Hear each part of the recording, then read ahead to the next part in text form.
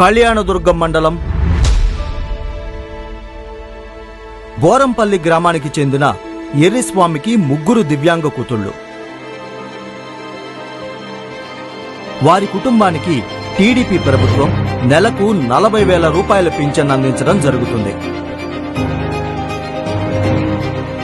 ఆ పేద కుటుంబం ఇంటికి సరిగ్గా నీళ్ల వసతి లేక ఇబ్బంది పడుతుండటంతో ఇబ్బంది ఉందని సార్ ఇట్లా ట్యాప్ మాకు రావడము, వాటర్ రావడం చాలా ఇబ్బంది ఉంది సార్.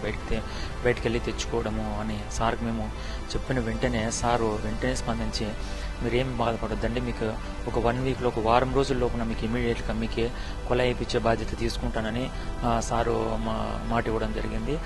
మన ఎమ్మెల్యే సురేంద్రబాబు గారు అధికార యంత్రాంగంతో మాట్లాడి ఎర్రిస్వామి ఇంటికి త్వరితగతిన కుళాయి వేయించడం జరిగింది.